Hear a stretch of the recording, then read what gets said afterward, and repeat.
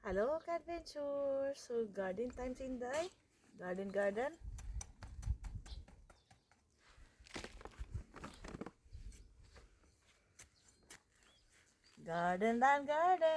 Ang gawin natin Inday. Lagi ko ito ng bulaklak.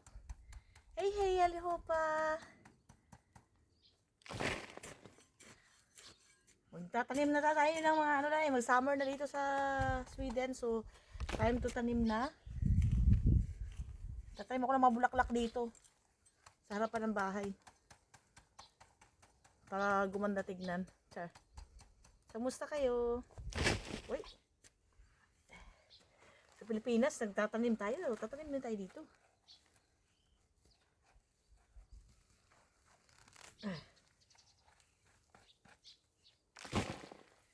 Tatanim ako, lalagyan ko to ng flowers.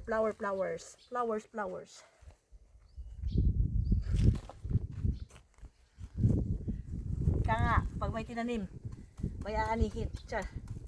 Hindi bulaklak na ilalagay ko dito.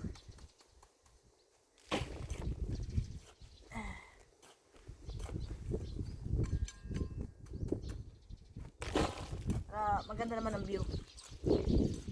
Wala pang almusal si Inday, nagtatanim na. Para matapos ko to. At bukas may pasok na.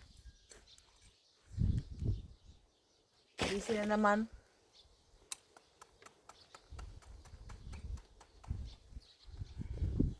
Kamusta kayo dyan? Ano na weather nyo dyan sa Pinas or saan man lupalop kayo ng mundo?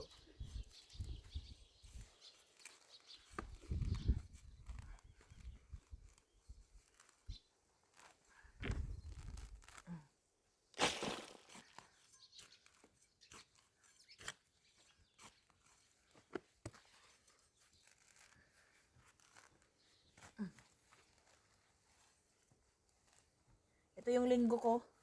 Kahapon pa ako nag-aayos ng garden. Di pa ako tapos. Malayo-layo pa sa katotohanan to.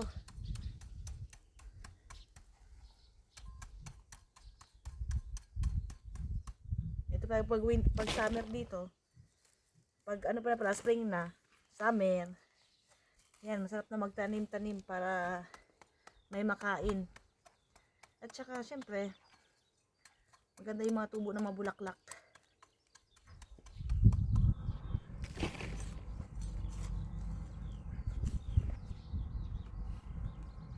Malayo-layo pa itong gagawin ko.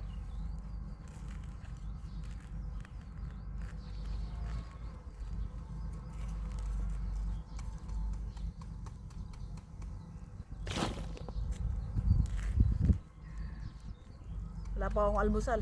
Mamaya magkakape na ako. Unahin ko na yung garden.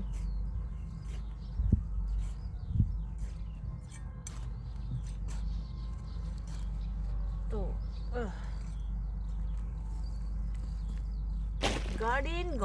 Garden.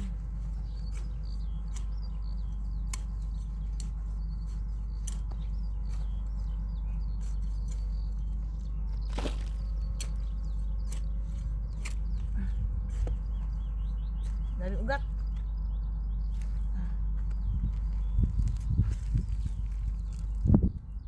Sana ugat ng ano.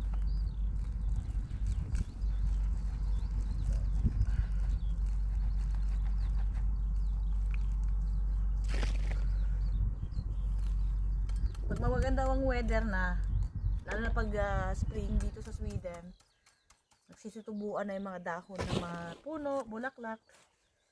Saka pwede na magtanim pa unti-unti. Pero malamig pa din. Pero nga, pwede na.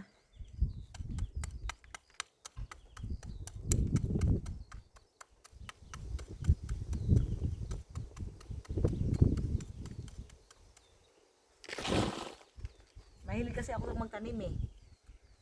Kaysa gumala. Gastos pa. Dito na lang sa garden. Pag makatipid ka pa.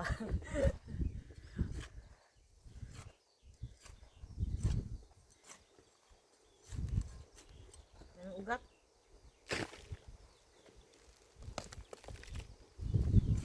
Sanay na sanay nom. Gawain talaga to sa Pinas eh.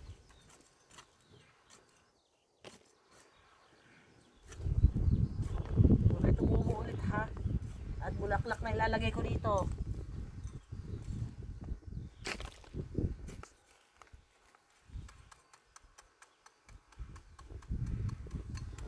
Magtanim ay di biro, maghapong hayuko.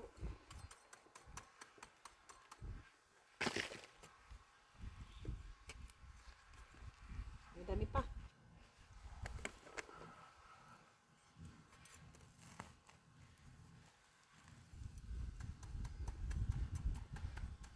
Natin mga yung lupa para ginaganon ko para may maiwang lupa para hindi masayang yung lupa. Binibili kasi dito eh.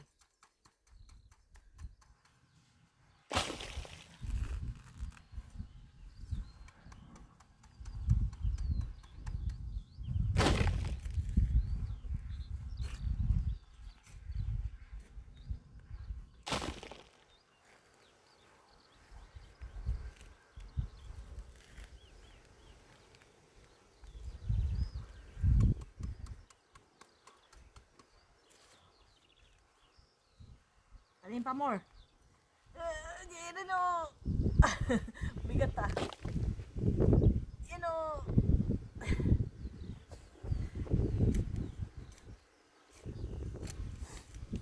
Ay! Bulate.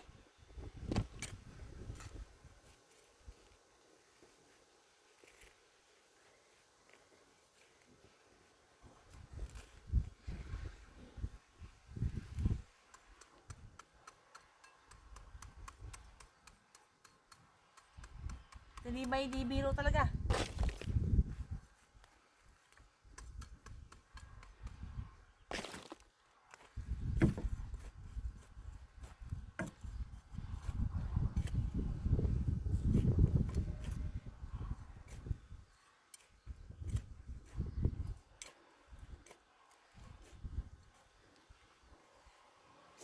Dami-dami pa to.